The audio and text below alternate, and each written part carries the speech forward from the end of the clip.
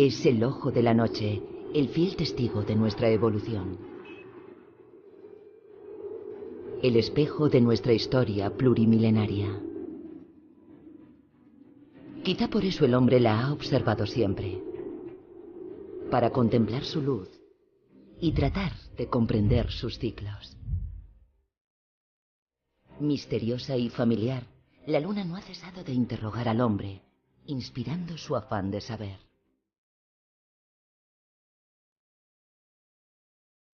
Esa es la aventura humana que nos disponemos a contar. Un viaje en el espacio y a través del tiempo.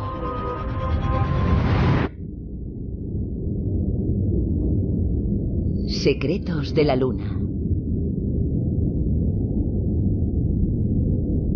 Primera parte. A la luz de la luna.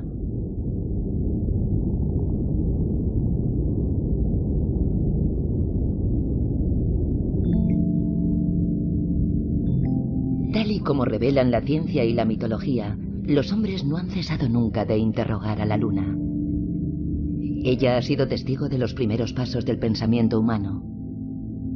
Una época en la que, en el cielo, la luna era el punto de referencia más visible en la noche. La luna es una especie de marcador natural y gratuito del paso del tiempo. Y es una medida a escala humana. Utilizar la luna como primera medida del tiempo ha sido una de las primeras inquietudes de los hombres del pasado.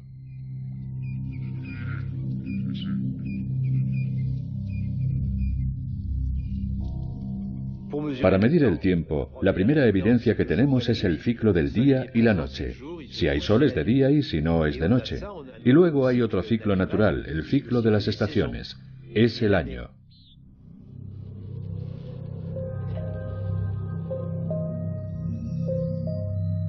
Pero entre el día, que es una unidad muy corta, y el año, que consta de 365 días, no hay nada palpable para los hombres, salvo la luna.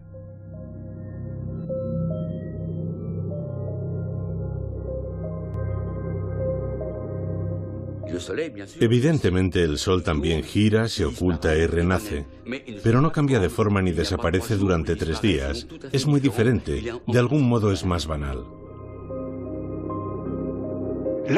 El astro más marcado por el cambio, por la evolución, es la luna, que nunca aparece bajo la misma forma. Y no cambia de una estación a otra, sino de una noche a otra. Se ha convertido en el astro que mejor mide no solo el paso del tiempo, sino el hecho de que el tiempo pasa, pero siempre es diferente.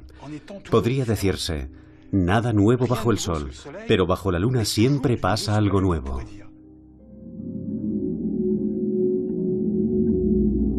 La luna refleja la luz del sol.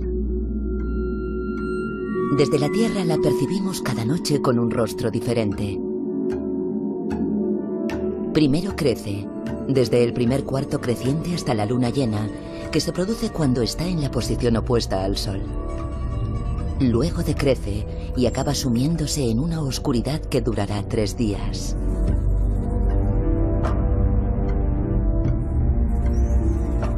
Gracias a la regularidad de sus ciclos, el astro se ha convertido en un marcador del tiempo que tarda un poco más de 27 días en girar alrededor de la Tierra.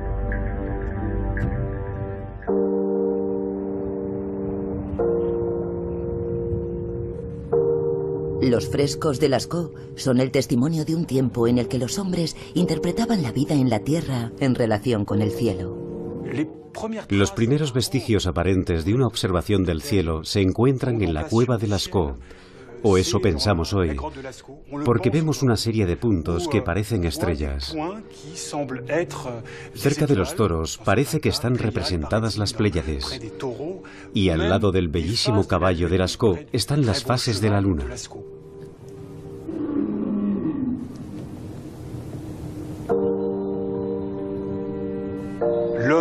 El hombre, fascinado por la noche exterior, se adentra en la noche interior de esta cueva para traer la luz. En este caso no es la luz de la luna, sino su propia luz. Y se toma la molestia de describir las diferentes fases lunares. En todo caso, me gusta esta interpretación porque muestra bien esa fascinación. Esta fascinación por la luna es la que ha permitido al hombre interpretar el mundo que lo rodeaba.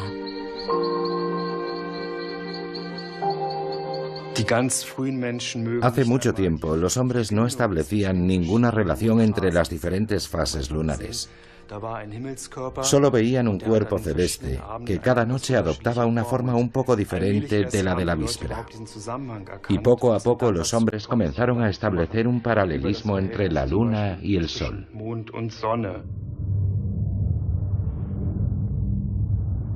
El sol siempre se ha citado con la luna.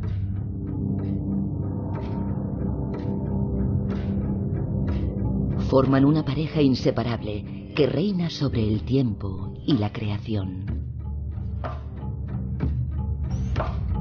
El hombre siempre ha tratado de comprender sus ciclos respectivos, tal y como demuestra el monumento arqueológico de Stonehenge, que era a la vez un observatorio y un gigantesco calendario a cielo abierto.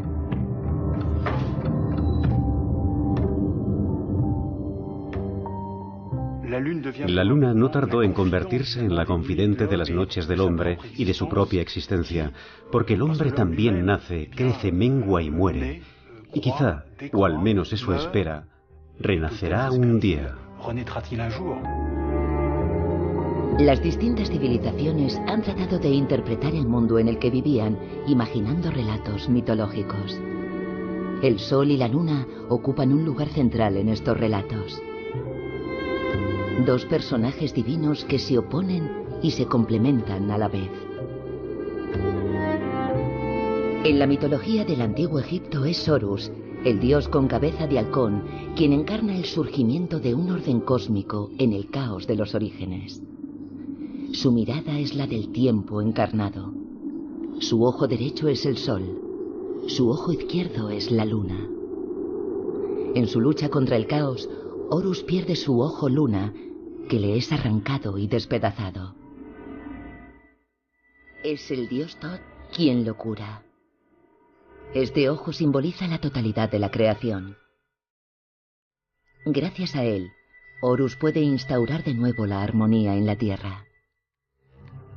Para ayudarle, el dios de la medida, Thoth, inventa el calendario.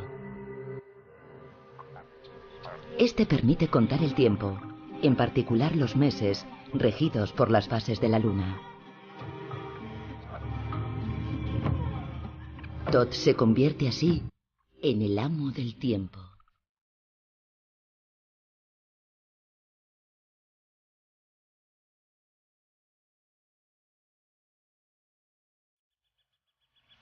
Hace 5.000 años nacieron en Mesopotamia tres hechos culturales esenciales para la humanidad: una nueva agricultura, la astronomía y la escritura.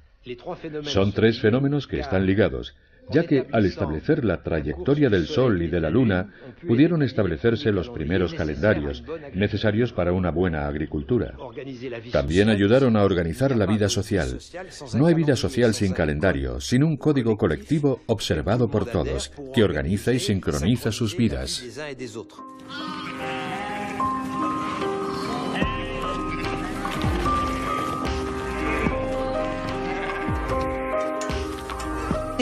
Evidentemente, los seres humanos repararon en el ciclo lunar, que se producía con regularidad, y tenían que poder determinar el tiempo, básicamente cuando se convirtieron en agricultores, porque a partir del momento en el que cultivas algo, tienes que saber cuándo sembrar y cuándo recolectar.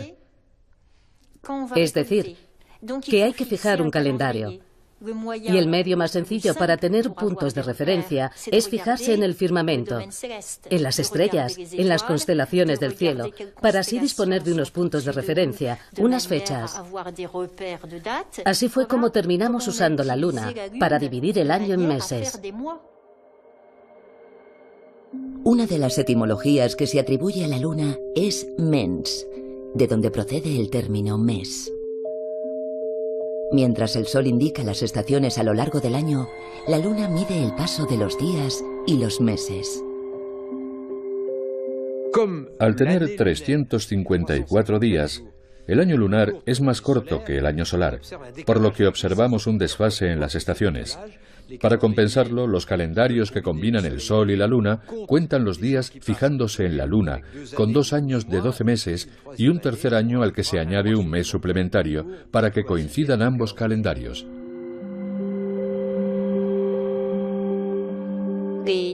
Las distintas civilizaciones se vieron obligadas a añadir lo que podríamos llamar un tiempo ajeno al tiempo lunar, un tiempo fuera del tiempo, y de esa forma reajustar el tiempo lunar, adaptar los meses lunares al año solar.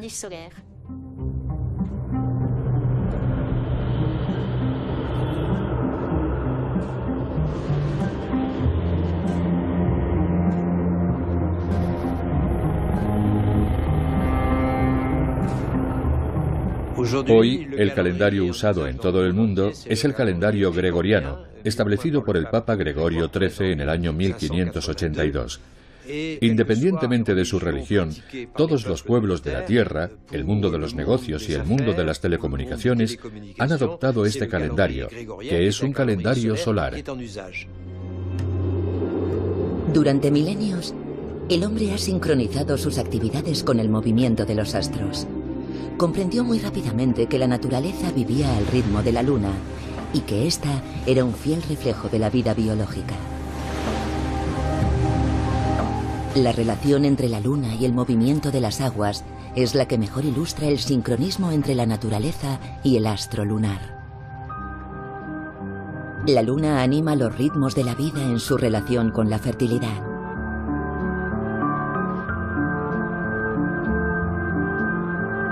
Los hombres han aprovechado siempre el flujo y el reflujo de las mareas que fertilizan las llanuras litorales ricas en biodiversidad. En la naturaleza observamos que los animales usan los puntos de referencia de su entorno. No hace falta que la luna afecte directamente al comportamiento de los animales. Ellos pueden usar la información que les proporciona la luna o el efecto que ejerce sobre su entorno, como las mareas o la modificación de las corrientes y la luminosidad. Hay muchos organismos marinos que sincronizan su reproducción con el vaivén de las mareas.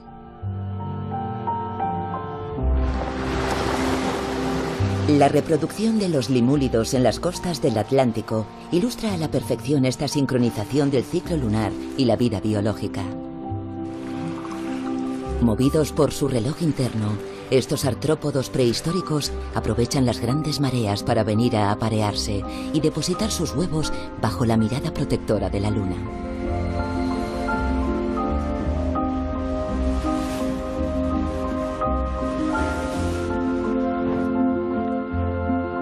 Los limúlidos no son, ni mucho menos, los únicos animales que aprovechan la luna llena de mayo. El correlimos común, un ave migratoria que recorre miles de kilómetros, tampoco falta nunca a la cita. Bajo la influencia de la luna, participa en un verdadero banquete, atiborrándose de este maná a cielo abierto.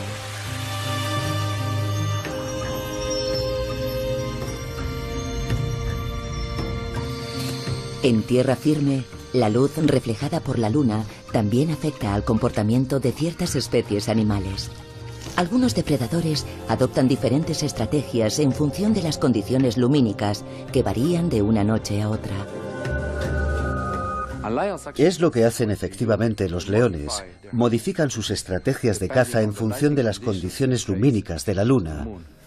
No solo evitan cazar durante la luna llena, sino que además lo hacen durante la hora más oscura de la noche, es decir, cuando el sol se ha puesto y la luna aún no ha salido. A lo largo de su evolución, los leones han desarrollado una visión perfectamente adaptada a la noche, lo que les supone una ventaja considerable sobre sus presas. Es un ejemplo de un gran depredador que adapta su comportamiento de cazador a la luz de la luna para optimizar la eficacia de su caza. La luna ejerce su influjo sobre el reino de la muerte, pero también es el astro de la vida, la promesa de todos los nacimientos venideros.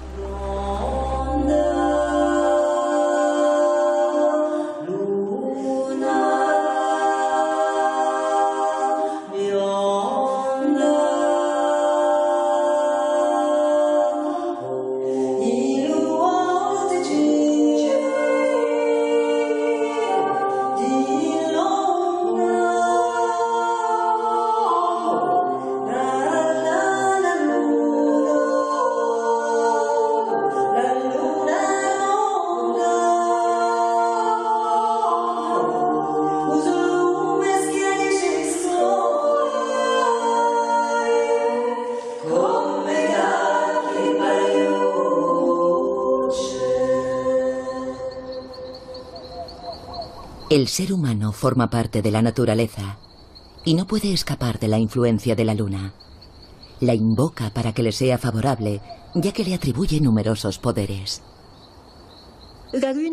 La luna puede ser masculina o femenina, con lo que siempre tenderá a inspirar mitos, historias y leyendas de toda clase, que nos hablan de la relación de la luna con los hombres, con las mujeres o con los otros astros. En el caso de la luna, siempre son relaciones ligadas a la sexualidad. Como algo dotado de un significado y que no haya creado todo un simbolismo para explicar la luna.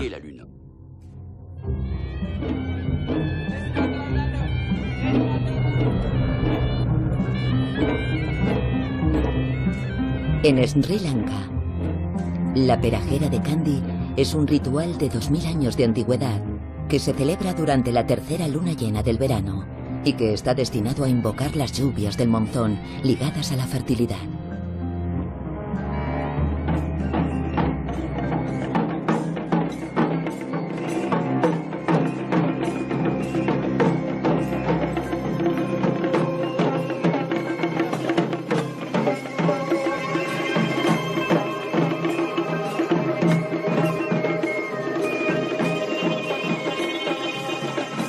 La perajera es una de las grandes celebraciones budistas. A lo largo de la ceremonia, una reliquia de un diente de Buda se presenta a los creyentes en una torrecilla, a lomos de un elefante macho.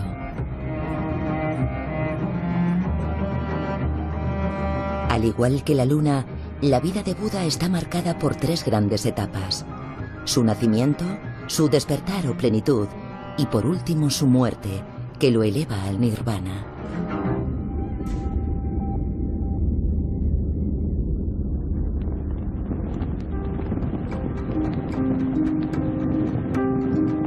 Delante de los templos budistas, una piedra en forma de media luna recuerda a los feligreses la importancia del astro.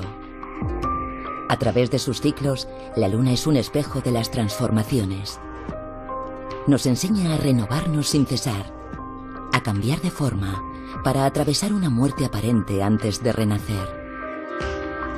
Lo real siempre es trascendente, nunca conocemos la realidad de las cosas. El sentido del mundo siempre se nos escapa. Tratamos de leerlo, de descifrarlo con diferentes códigos. La ciencia es uno de esos códigos, al igual que la poesía o la mitología. La mitología, en el sentido más profundo del término, no consiste en contar cuentos chinos, ya sea a la luz de la luna o bajo el sol, a la sombra, sino en buscar una respuesta a la cuestión del origen de las cosas. ¿De dónde vengo? El porqué de mi existencia sobre la Tierra, cuál es su finalidad y su destino. Los astros no son el origen de la mitología, pero desde que ésta existe han formado parte de ella. El hombre ha reflexionado sobre los astros, igual que lo ha hecho sobre los animales, las plantas o las relaciones sociales. Todas esas cosas dan pie a un discurso. En la antigua Mesopotamia, el dios Sin ocupa un lugar destacado. Al personificar la luna, gobierna el ritmo de las estaciones y su eterno retorno, garantizando así la fertilidad de la naturaleza y de los hombres. En las representaciones, la media luna simboliza una suerte de barca celestial vinculada al cuerno de toro, símbolo de fertilidad en toda la cuenca mediterránea.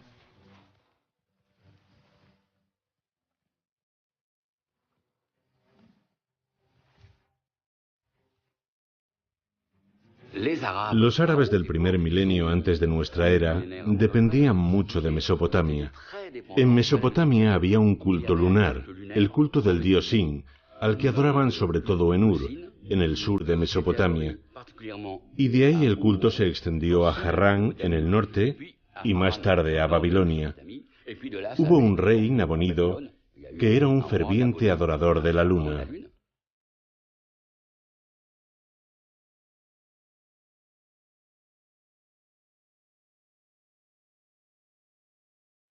Los árabes estaban en contacto con los mesopotámicos que adoraban a la luna y terminaron adoptándola.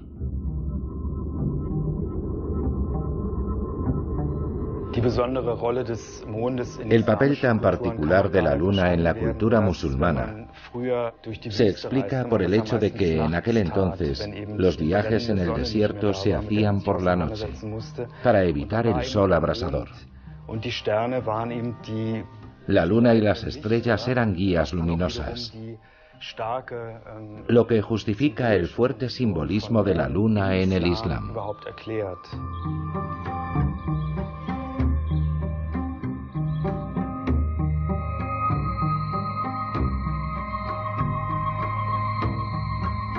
La religión musulmana se basa en un calendario lunar de 354 días.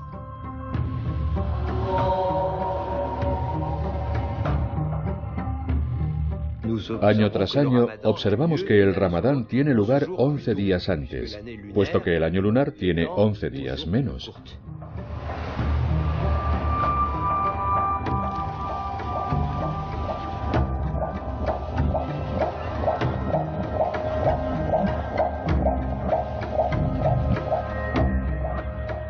Desde el momento en el que el cristianismo trata de extenderse y lo mismo el Islam se encuentra, entre otras cosas, con divinidades o con ritos ligados a divinidades solares y lunares, y cada vez tiene que hacer el mismo trabajo, es decir, hacer olvidar sus antiguos dioses a las poblaciones, de manera más o menos brutal a veces, pero siempre quedan restos, a menudo en un sentido muy concreto, y se construyen las iglesias, los templos, las sinagogas y todo lo que se quiera sobre los restos de los antiguos templos, donde antes se había adorado a la luna o al sol. En el caso del judaísmo, está especialmente claro en el primer capítulo del libro del Génesis, el primer libro de la Biblia, donde no se habla ya del sol y de la luna, que en el fondo son nombres propios. Cuando digo luna o sol, en realidad estoy nombrando de algún modo a estos dioses, pero en el Génesis se llaman simplemente luminarias. ויעש אלוהים את שני המאורות הגדולים, את המאור הגדול לממשלת היום, ואת המאור הקטון לממשלת הלילה ואת הכוכבים. ויתן אותם אלוהים ברקיע השמיים להאיר על הארץ, ולמשול ביום ובלילה, ולהבדיל בין האור ובין החושך. En el libro del Apocalipsis aparece una mujer, a la que hoy en la tradición cristiana asociamos con la Virgen, una mujer que lleva el sol por manto y una corona de estrellas, con la luna bajo los pies.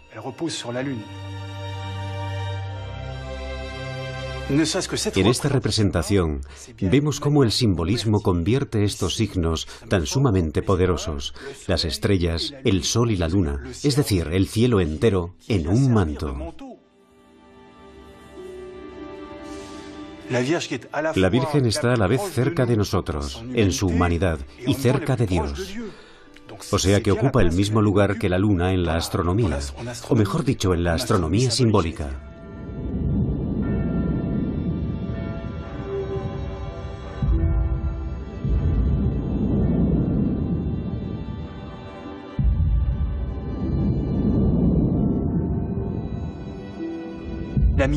La mitología está llena de ciclos en los que el héroe o el semidios vive lo mismo que la luna. Lo vemos nacer, lo vemos realizar sus proezas, lo vemos morir y en algunos casos, al cabo de 3 días, como por casualidad, renace o resucita. En el caso del cristianismo, son los 3 días que pasó Cristo en la tumba.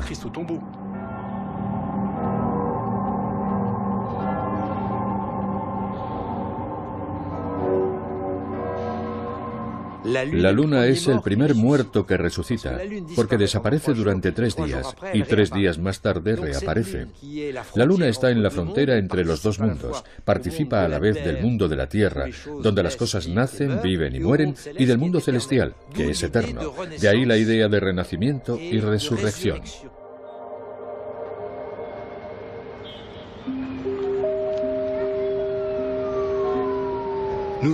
Nosotros tenemos la ciencia, pero además seguimos creando tantas mitologías como nuestros antepasados, porque tenemos la necesidad de responder a ciertas preguntas. A lo largo de los siglos, los relatos mitológicos sobre la luna han sido deformados por el hombre. Poco a poco se han impuesto las creencias más diversas que han acabado fomentando las supersticiones más delirantes. Hay una creencia que sigue estando muy extendida, y es que durante la luna llena se producen más nacimientos. Desde el punto de vista científico es totalmente falso. Se dice que hay más nacimientos a causa de todas esas viejas tradiciones, esos viejos mitos que asocian la luna con la fertilidad, sobre todo en el mundo occidental, donde tenemos una antigua diosa pagana que protegía los nacimientos. En numerosas tradiciones, la mujer está asociada a los poderes de la luna. Pero estos poderes mágicos son unas veces benéficos y otras maléficos. Del mismo modo en que la luna, con su doble rostro, luminoso y oscuro, puede ser mensajera de la vida o de la muerte. La bruja es la principal encarnación de su cara oscura. Originalmente, en el mundo antiguo, la bruja era una mujer con acceso al saber, una mujer que conocía las cosas, que ayudaba a las mujeres más jóvenes, que les explicaba la sexualidad, y también, el día en el que daban a luz, las ayudaba en el parto. En la Edad Media se las marginaba. En ese momento aparece la idea de que las brujas solo salen por la noche. Se las representa cabalgando sobre una escoba, en las noches de luna llena, dirigiéndose a los aquelarres. La bruja era una figura asociada al diablo.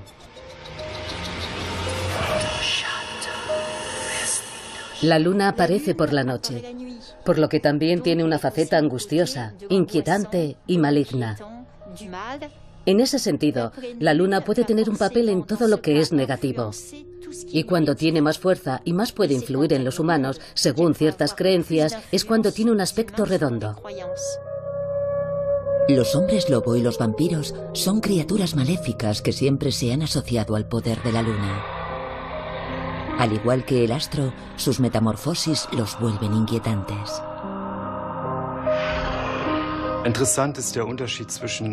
Es interesante la diferencia entre la cualidad de la luz del sol y la de la luna. Por un lado, la luz del sol nos muestra un mundo de contornos claros y colores luminosos. Por otro lado, la luz de la luna nos deja ver un mundo mucho más oscuro, a base de degradados de grises.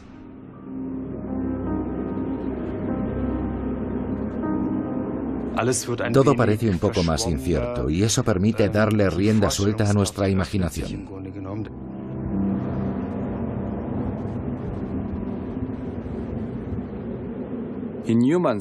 Los humanos pueden imaginarse fácilmente una imagen o un modelo basándose en sencillas observaciones y establecer una relación de causa-efecto donde en realidad no hay nada.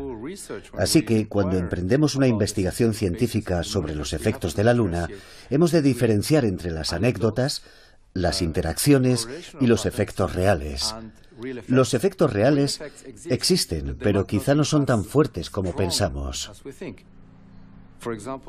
Por ejemplo, la idea de que la luna tiene un efecto importante en las plantas suele ser aceptada por todos, pero nunca se ha demostrado científicamente.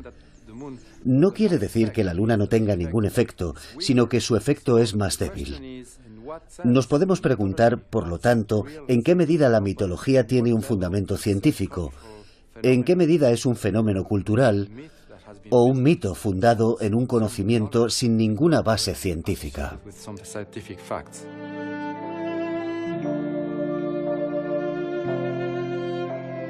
La mirada del hombre no ha dejado de evolucionar.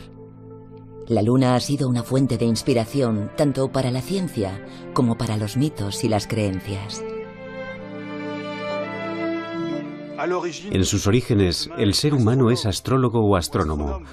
Lo podemos llamar como queramos, pero en todo caso se dedicaba a observar el cielo. Algunos se especializarán en ello. Sea cual sea el uso que hagan de sus observaciones, se dedican a observar Medir, escribir, memorizar, para así, poco a poco, ir descubriendo un orden, una regularidad, y predecir lo que sucederá mañana, pasado mañana, y a veces incluso más allá, en esa bóveda celeste a la que dotan de un carácter cósmico.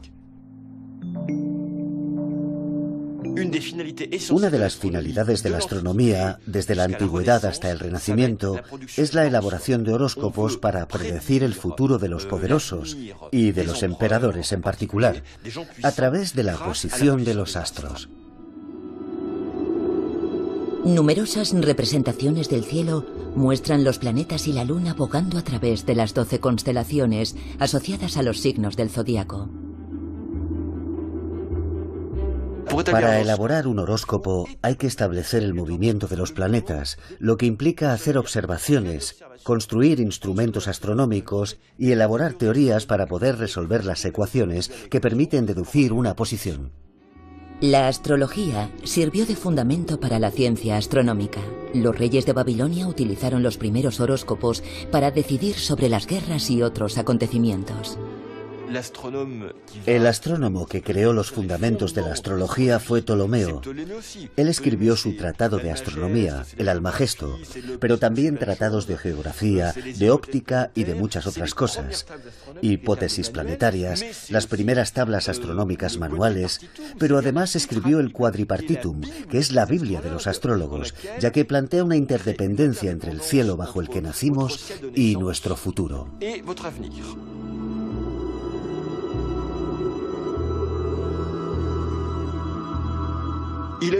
Ptolomeo tiene una teoría lo suficientemente acertada como para predecir con antelación cuándo se producirá un eclipse lunar, cuánto tiempo durará, cuándo se producirá un eclipse solar y si en un lugar dado, en Alejandría por ejemplo, que es donde trabajaba él, ese eclipse será parcial o total.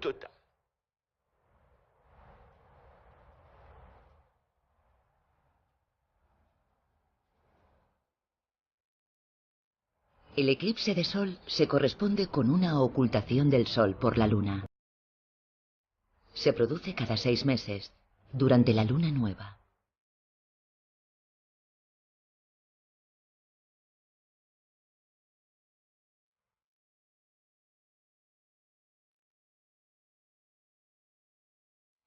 Durante un eclipse total, el mundo queda repentinamente a oscuras durante un breve instante, 7 minutos a lo sumo.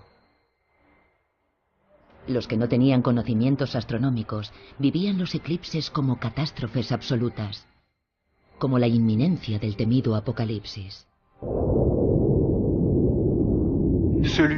Pongamos que alguien es capaz de decir, mañana voy a hacer desaparecer el sol, y al día siguiente el sol desaparece, tal como había predicho el que lo había anunciado. Aquí tenemos un buen ejemplo de la relación entre saber y poder. Un saber que permite predecir la realidad y de esta forma asentar un poder.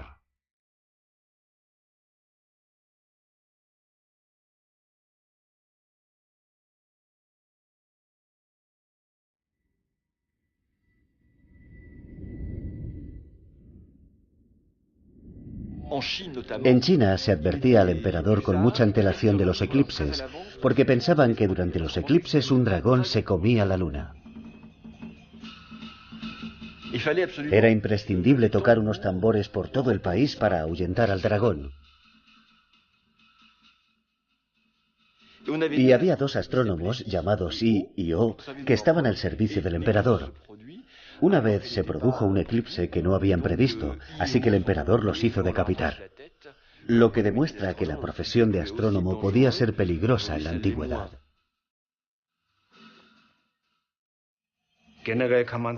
Los eclipses solares y lunares siempre han sido acontecimientos difíciles de explicar para los hombres. Fueron interpretados como una violación del orden natural, que a la vez había que incorporar a su visión del mundo. Así que imploraron a los dioses. Los eclipses de luna se producen siempre unos 15 días antes o después de un eclipse de sol. Solo se producen durante la luna llena, cuando esta última se sitúa en la posición opuesta al Sol con respecto a la Tierra. no desaparece, pero cobra un matiz rojo ladrillo perceptible desde todo un hemisferio terrestre. Para nuestros antepasados, este matiz rojo ladrillo podía corresponderse con un momento tan aterrador como un eclipse de sol.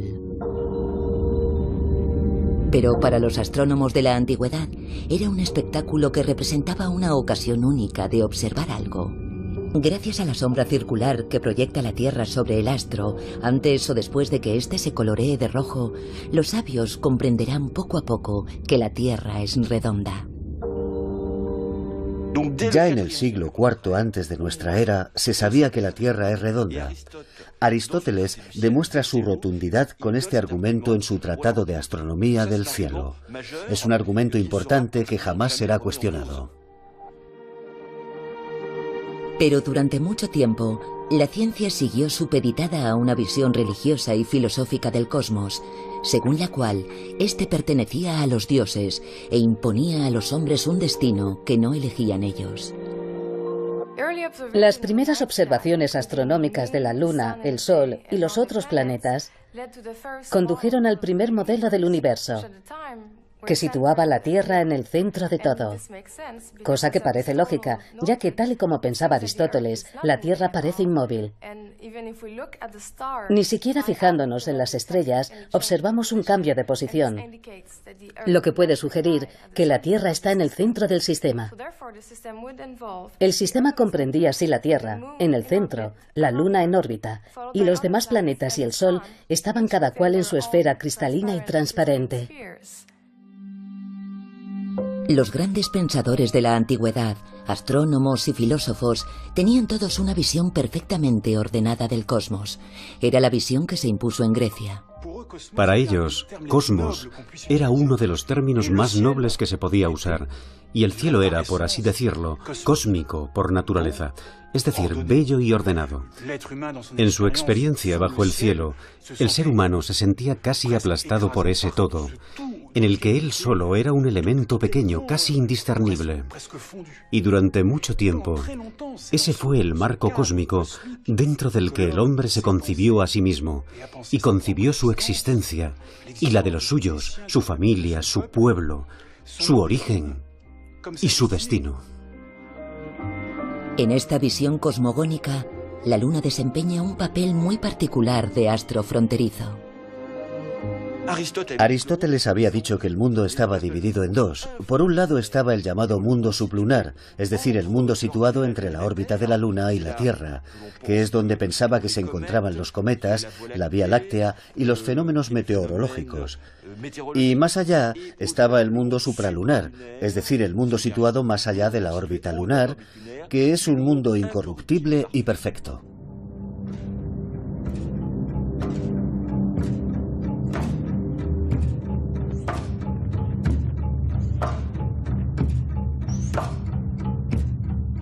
A finales del siglo VII, el Islam entra en su edad dorada, una época propicia para el desarrollo del arte y la ciencia, durante la cual los astrónomos árabes y persas aportarán una serie de mejoras considerables a la ciencia astronómica fundada por los griegos.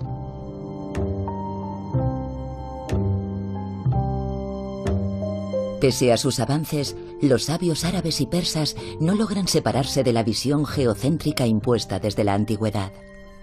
Siguen presos de la astronomía geocéntrica. La Tierra sigue estando en el centro de todo, todo gira a su alrededor. Y hay una especie de amontonamiento de astros en un universo compuesto de capas con unas esferas que rodean la Tierra y que sostienen los planetas. De hecho, en la antigüedad, en la Edad Media y en el Renacimiento, nadie se pronuncia sobre la llamada quinta esencia, sobre la estructura de esas esferas cristalinas. ¿De qué están hechas? ¿Cuál es el motor que hace que los planetas se muevan alrededor de la Tierra? Hasta entonces, las observaciones se hacían a simple vista.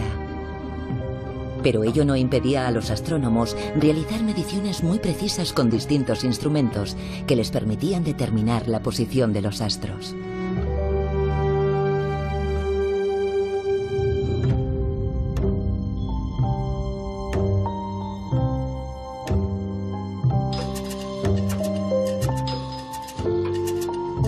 En el siglo XIV, un nuevo instrumento pasa a formar parte del repertorio de los astrónomos. El reloj mecánico, que permite calcular con mayor precisión el tiempo que tardan en desplazarse la Luna y los astros.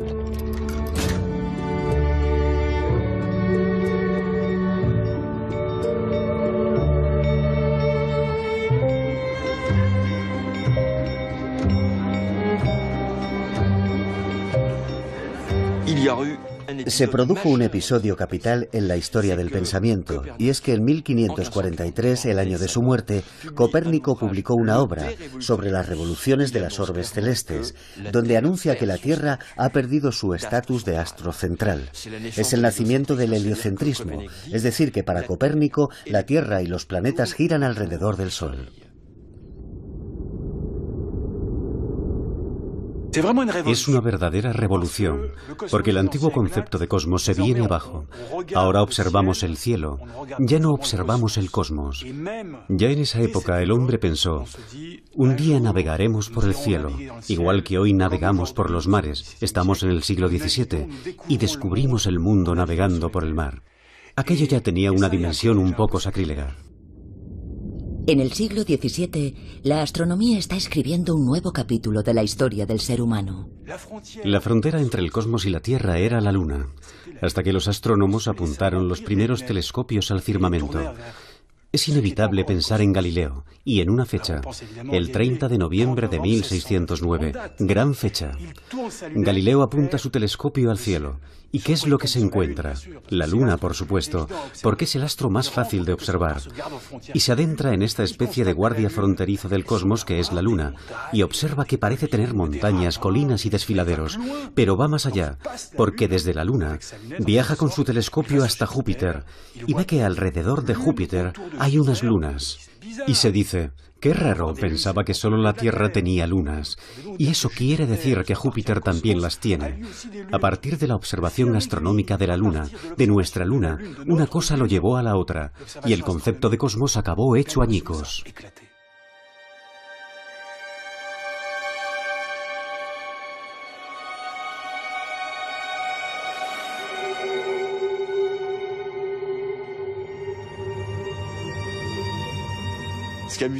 Curiosamente, en 1623, un amigo y admirador de Galileo, Maffeo Barberini, es nombrado papa y adopta el nombre de Urbano VIII. Galileo se dice, el nuevo papa es amigo mío, por fin voy a poder escribir lo que quiero.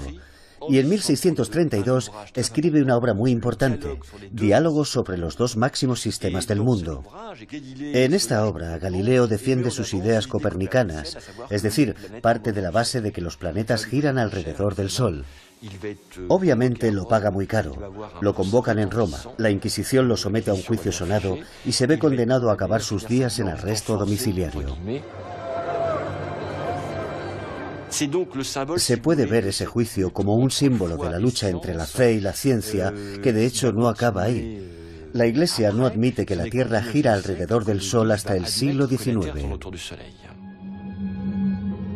Si bien la primera observación de la Luna se atribuye a Galileo, fue su contemporáneo, Kepler, quien aportó la contribución más importante a la revolución copernicana: las leyes sobre el movimiento elíptico de los planetas. La principal observación que condujo a Kepler a desarrollar su sistema elíptico fue la de la Luna y su órbita, que a veces es más rápida y otras más lenta, en base al movimiento aparente de la Luna alrededor de la Tierra. Kepler se dio cuenta de que las observaciones se correspondían mucho mejor con unas órbitas elípticas, y si se combinaba esto con el sistema copernicano, en el que el Sol ocupaba el centro, se obtenía una reproducción mucho más exacta de las observaciones.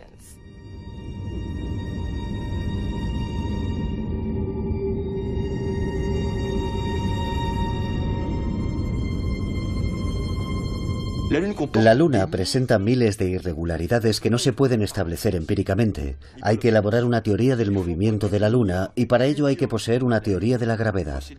Esto no fue posible hasta que Newton publicó los principios matemáticos de la filosofía natural, donde aborda el movimiento de la Luna.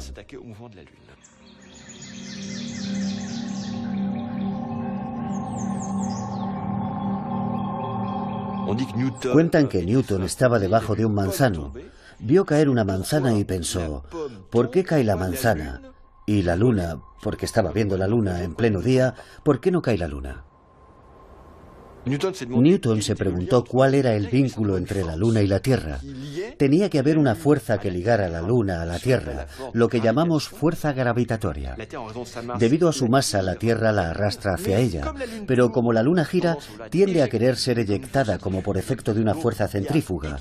O sea que se produce un equilibrio entre la fuerza centrífuga, que tiende a eyectar la luna de su órbita, y la fuerza de la gravedad, que la atrae hacia la Tierra. Y después de Newton, los geómetras, los matemáticos, van a establecer una serie de teorías matemáticas y físicas de gran complejidad sobre la Luna.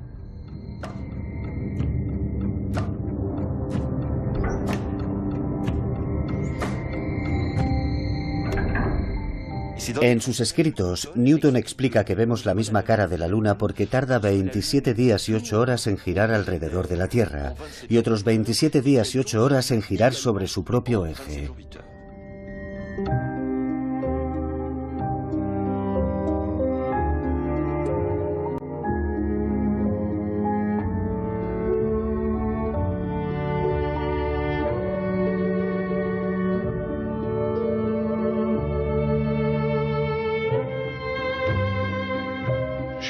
Creo que en la historia de la humanidad, la mitología es anterior al espíritu científico, y si un día la ciencia declinase, la mitología sobreviviría a la ciencia.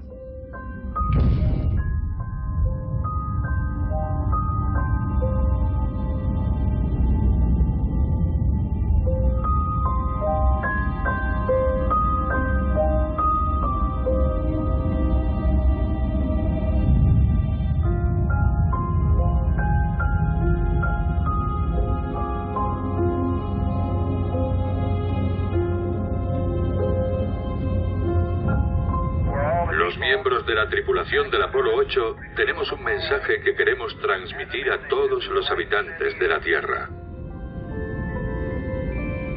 En el principio, creó Dios el cielo y la tierra. Y la tierra estaba desordenada y vacía, y las tinieblas estaban sobre la faz del abismo, y el Espíritu de Dios se movía sobre la faz de las aguas. Y Dios dijo, sea la luz, y fue la luz. Y vio Dios que la luz era buena, y separó Dios la luz de las tinieblas. Y llamó Dios a la luz día, y a las tinieblas llamó noche. Y fue la tarde y la mañana del primer día.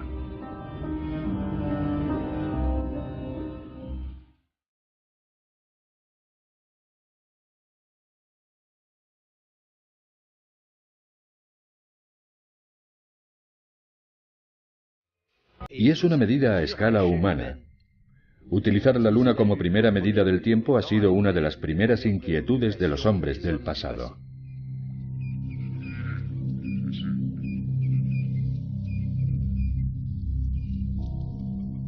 Para medir el tiempo, la primera evidencia que tenemos es el ciclo del día y la noche. Si hay sol es de día y si no es de noche.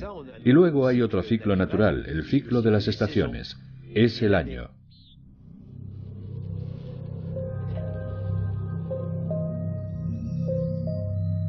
Pero entre el día, que es una unidad muy corta, y el año, que consta de 365 días, no hay nada palpable para los hombres, salvo la luna.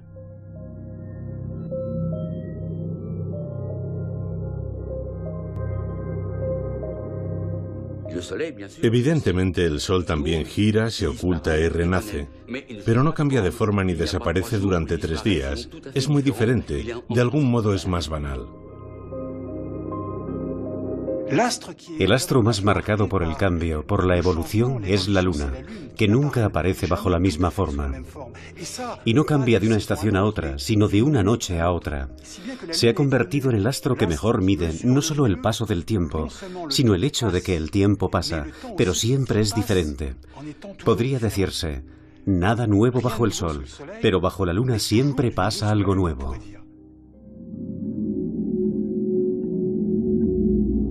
La luna refleja la luz del sol. Desde la Tierra la percibimos cada noche con un rostro diferente. Primero crece, desde el primer cuarto creciente hasta la luna llena, que se produce cuando está en la posición opuesta al Sol. Luego decrece y acaba sumiéndose en una oscuridad que durará 3 días.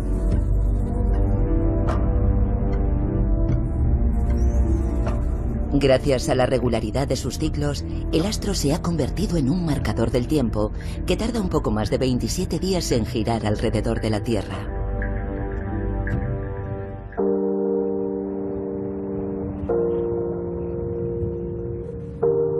Los frescos de Lascaux son el testimonio de un tiempo en el que los hombres interpretaban la vida en la Tierra en relación con el cielo.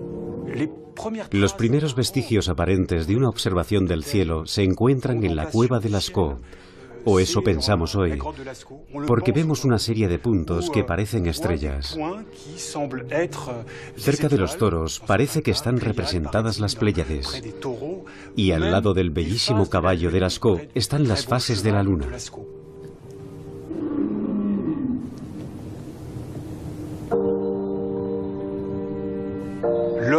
El hombre, fascinado por la noche exterior, se adentra en la noche interior en convertirse en la confidente de las noches del hombre y de su propia existencia, porque el hombre también nace, crece, mengua y muere, y quizá, o al menos eso espera, renacerá un día.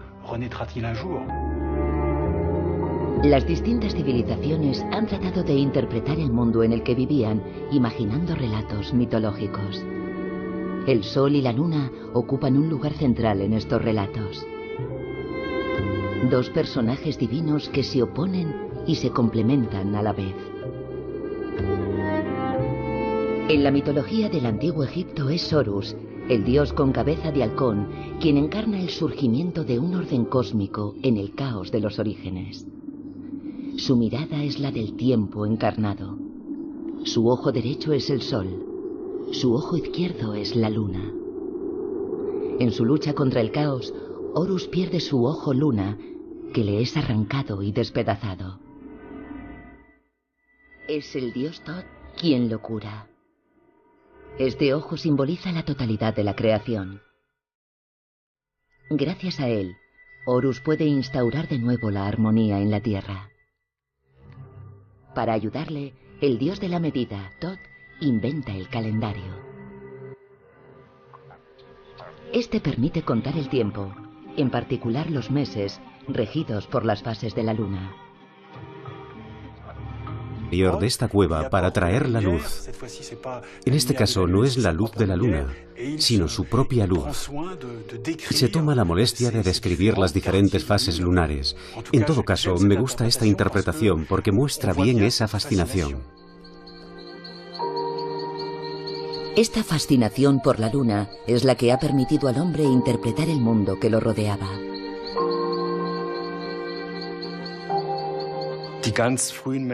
Hace mucho tiempo, los hombres no establecían ninguna relación entre las diferentes fases lunares. Solo veían un cuerpo celeste que cada noche adoptaba una forma un poco diferente de la de la víspera. Y poco a poco los hombres comenzaron a establecer un paralelismo entre la luna y el sol.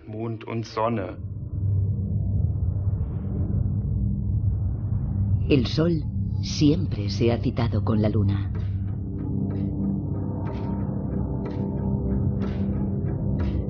Forman una pareja inseparable que reina sobre el tiempo y la creación. El hombre siempre ha tratado de comprender sus ciclos respectivos, tal y como demuestra el monumento arqueológico de Stonehenge, que era a la vez un observatorio y un gigantesco calendario a cielo abierto.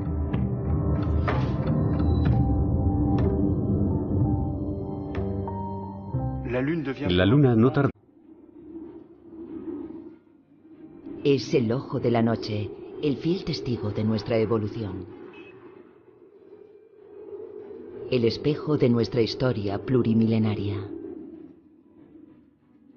Quizá por eso el hombre la ha observado siempre, para contemplar su luz y tratar de comprender sus ciclos. Misteriosa y familiar, la luna no ha cesado de interrogar al hombre, inspirando su afán de saber.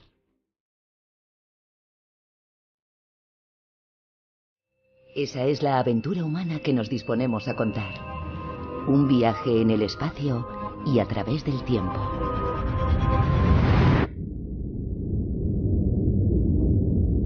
Secretos de la Luna. Primera parte. A la luz de la Luna.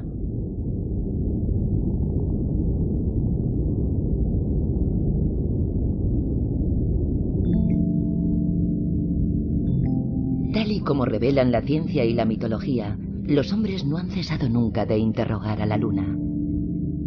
Ella ha sido testigo de los primeros pasos del pensamiento humano. Una época en la que, en el cielo, la Luna era el punto de referencia más visible en la noche. La Luna es una especie de marcador natural y gratuito del paso del tiempo.